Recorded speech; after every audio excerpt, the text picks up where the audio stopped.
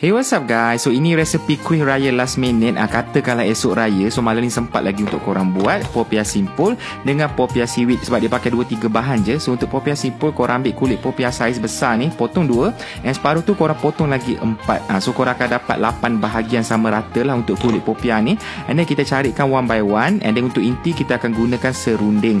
So biasa orang guna serunding ikan. So yang aku guna ni yang ayam ke daging. Aku rasa ni ayam kot, tapi sedap je. Korang letak sikit inti kat dalam tu, korang gulung ataupun lipat kita punya kulit popiah tu, and then kita simpul. And then siap lah, itu je. Lepas tu kulit popiah yang korang dah potong tu, make sure korang tutup dengan kain basah supaya dia always maintain lembut bila kita nak simpul lah. And then korang goreng, minyak tu make sure panas, betul-betul panas. And then goreng sekejap je, jangan lama sebab dia akan garing sekejap je.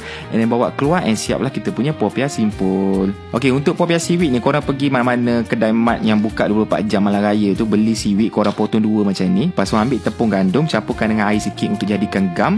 And then ambil kulit popiah saiz besar. Ini tak payah potong lah, kulit popiah korang ambil sekeping besar macam tu, sapukan kita punya gam tepung tadi.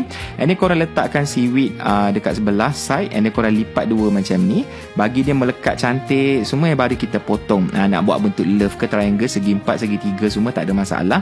Lepas tu kita boleh goreng sama, make sure minyak betul-betul panas. Goreng sekejap dia akan cepat garing. And then korang boleh angkat keluar, and siap lah kita punya popiah seaweed. So malam raya tu sambil-sambil dengan lagu raya, tengah isi balang, tengah isi sampul tu, korang ambil lah balang ni, letaklah kuih raya kita yang last minute ni. Rasa dia sangatlah sedap walaupun dia simple.